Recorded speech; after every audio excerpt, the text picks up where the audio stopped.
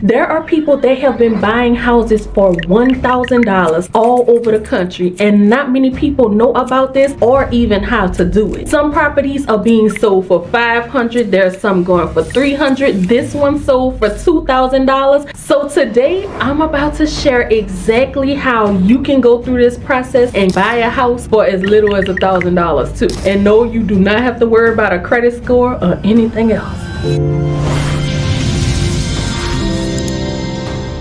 What's up guys, this is Monique and welcome back to the channel. I am back with the news that you definitely can use. But first, if you are new here, hello, bonjour, hola, aloha, konnichiwa, wagwan, shalom, assalamu alaikum, jambo, ciao, namaste. So let me first start off by letting you know this is not going to be the conventional way to buying a house where you have to go and pay that high interest rate, which is over 7% right now. You don't have to worry about getting a 30-year loan, neither do you have to worry about getting those credit scores up to do this. And the crazy thing is, not a lot of people are even talking about this, but guess what? That stops today. So make sure you grab your pen and your paper so that you can write down all of this good info. So the actual way that many people are now getting into home ownership is by bidding on houses. And again, a lot of these bids are extremely low. Some are able to get these homes for hundreds of dollars. There's people that are getting homes for $1,000, $5,000. I have actually bid on several homes before, so when I'm giving you this information, it is from my own personal experience. But this is a house right here that I actually bid on, because I'm sure when you think of buying a house for $1,000, it has to be just a piece of wood. But these are actually some really nice homes that are being sold for the low. And I keep saying houses, but you can also bid on land too. This is some land that just sold for $6,000. And another thing being sold is commercial properties. This is actually a building that my husband and I were interested in getting. However, we were outbid for this, but the bid did start at $5,000. And let me let you know this right now, every house won't end up being sold for $1,000 when you bid on it, or $5,000. Sometimes it may go up to $20,000, sometimes $30,000, but regardless, you still end up paying a fraction of whatever their house or land is actually worth. But today I am going to show you how to find the cheaper homes, the ones that are going for $1,000, and how you can pretty much find them all over the country. Now, in order for you to buy a house for the low, the first thing we are going to have to do is go and look at a tax sales map. And on this map, you are going to want to either focus on the states that are red or the states that are yellow.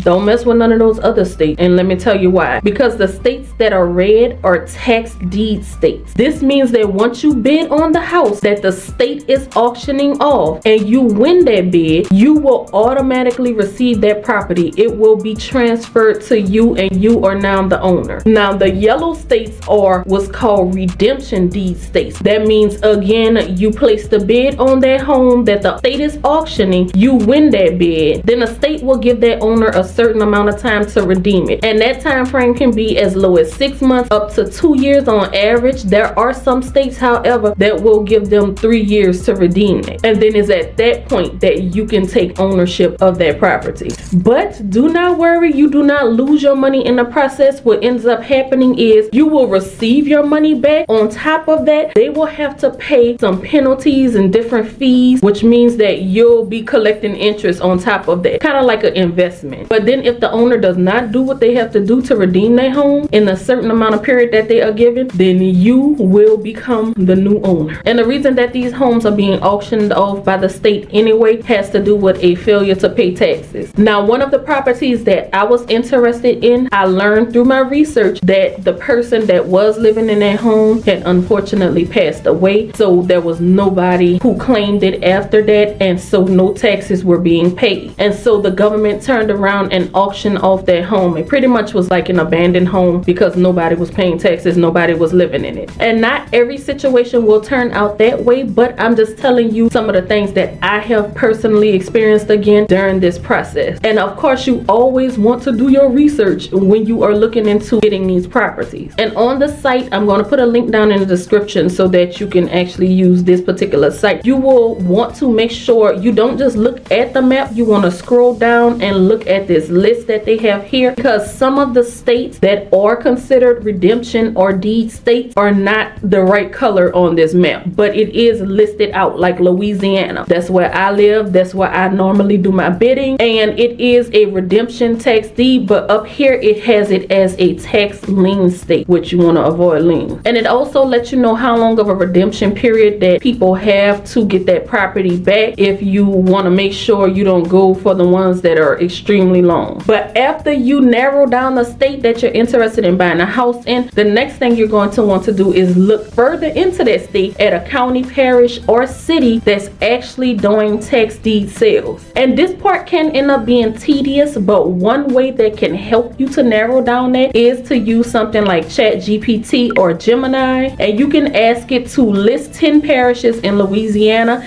and the website for tax deed sales, and usually it will give you a list of cities or counties or parishes that you can look into. Sometimes it acts up a little bit and it may not give it to you, but if that doesn't work, then you can just go straight to Google and type in a city you're interested in. I'll just say New Orleans because that's where I live, and you can say New Orleans tax deed sales, and usually it'll bring you to a website. Make sure whatever website you go to and look at is a .gov, because you don't want to end up getting scammed by people. But on that city or county's government website, they usually will give you a link to the particular website that's doing the auction. This one shows Civic Source. That's the one that I usually use, and this is not going to be the site for every single city. That's why I'm showing you how to go and look for the particular cities that you are interested in, because it's not the same across the board. Again, this part is a little tedious, but it's definitely worth it in the end. Just to show you how to work in some other places, let's say you want to look up something in California, you can just type in Orange County tax deed sales, and again look for that government site. Right here it actually lists all of the sites for the different counties, so this pulled up everything for you. You don't even have to look any further if you want to play around and see what's being sold in different places. If you are Georgia Peach, you can also just type in Fulton County tax deed sales, and you should find more info here where the homes are being auctioned off. If you're in Tennessee, you'll type in Shelby County tax deed sales. And I'm just going through these different steps just to show you how easy it is to find a lot of these different sites that's auctioning off these homes. Not everyone gonna be this easy, but for the most part it really is as simple as that. And if all else fails, you can just call your city, your county, your parish, and then you can just ask them if they do tax deed sales and get more information on it. Now let's talk about the bidding process. So once you actually find the website for the county that you are interested bidding on a home in, of course you're going to have to register. You'll have to give them some information, create that account, and it's usually free to do. So I'm going to be showing you this part through Civic Source because that is the particular site that I use when I am bidding on homes. But this will be very similar to a lot of the different platforms out there. But basically when you are in here, you can actually see all of the different homes that are being auctioned. They're going to break it down by parish. They'll also let you know the dates these auctions are going to take place, and you can always look through, review. They'll actually give you some information on lot size. You can tell if there's a dwelling on there or not. So you want to kind of do some research and look at more information about what it is that you're interested in. They'll also let you know who they contact about this home. They pretty much spell it out really good for you. Now these are for the homes that are actually scheduled to be auctioned. There are going to be more homes on this site that can go up for tax deed sales, but the process has not started. Right now there's over 9,000 properties that can be auctioned off. So if there's one that's not already scheduled and you want to start the process, you're interested in getting that home, you can actually put a deposit on it, which for Civic Source is $850 to do that. And what that deposit do is it will let them start the research process, which means they're going to look into if people are living in their home. They're going to look into into contacting whoever the owner is, and they're going to send them information about this possibly about to be going up for auction, giving them a chance to settle whatever taxes they have. And that's how that part works, and it usually takes about a couple months to do the complete process. And if nobody claimed that, then what happens next is they set that auction date, and you'll be able to bid on it once that date comes. Now if somebody claims that, then you'll just get your $850 deposit back.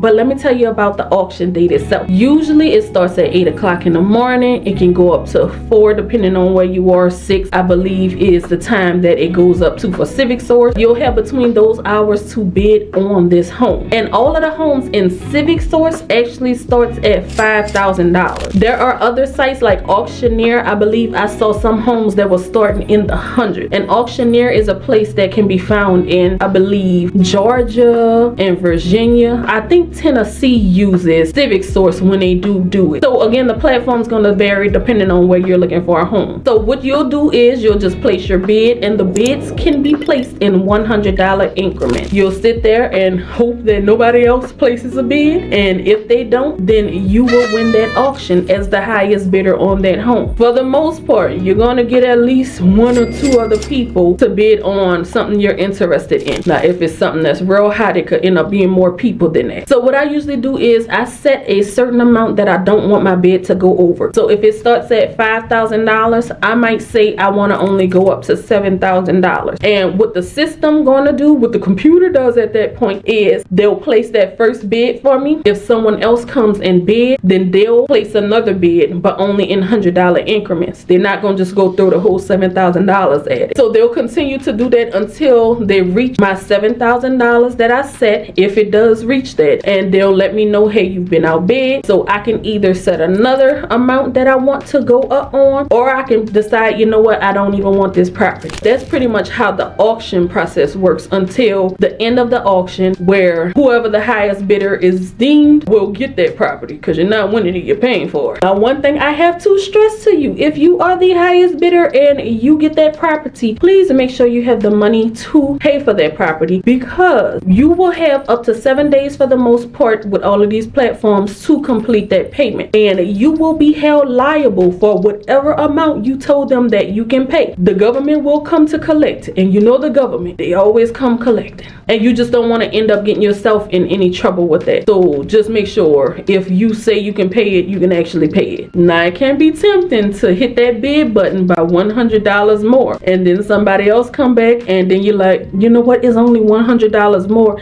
Next thing you know, you didn't bid an extra $5,000. Just be careful, y'all. So that's pretty much how the process works from beginning to end. But some things that I want you to keep in mind if you are interested into buying a home this unconventional way. One thing you have to know is you cannot go and tour this house. This is not like a regular house that you are going by. It will pretty much be sight unseen, sold as is. Now you can drive down the street and take a look at it if you want to. That's what me and my husband usually do. We'll kind of go and see what it looks like. We'll try to see if people are living there, because some of these homes, there will be some people that are still living in it. And that's another thing that you have to consider, because if you take ownership of that home, then it's going to be your responsibility to get those people out of the home. The government not going to do it for you. So that's why I typically try to get homes that are abandoned and don't have anybody living in it, just because I don't like that part of it. But some people still go forward with that side of things, and I can understand that too, because regardless if you buy it or not, somebody will get it, and people feel like, why not that someone be me? But please do not go popping up to these places and go and say, hey, I'm coming look at your house because I want to buy it, because we want to make sure that you are able to walk off that property and go home. Now again, me and my husband typically look at the abandoned homes. One of the commercial properties that we were looking into was abandoned, and we actually went into the building, although we should not have done that, but I recorded it. It was dark, there was nothing in there. It was kind of spooky though, I won't lie. We went on ahead and did that just because we were certain that this was abandoned. But I do not advise anybody do that. Now if it's some land, you can always go and drive by and take a look at the land. That's easy, but y'all, I'm just trying to keep you safe, okay? And if you are not interested in moving into the home, some people actually invest in these properties, fix it up and sell it. Like I said, some of these homes can be worth $200,000, and then you can end up buying it for $40,000. So if you buy it for $40,000, let's say it takes about 40 to fix it up, then you can profit $120,000 off of that. You just have to figure out what you want to do about this. You don't have to sell it. You can live in it. Some people choose to do that as well. But I just wanted to go over this process. I wanted to explain it to you thoroughly so that you can understand this and that you can start taking advantage of this. Now, I know usually all the people that watch this video, only 1% of you will probably go forward and try this. But regardless, I just wanted you guys to realize that there's other possibilities to home ownership out there, or investing, or whatever. That's pretty much it, y'all. I hope that you enjoyed. Please like this video because that helps me out. Other than that, I thank you so much for watching, and until next time, we are out. Peace.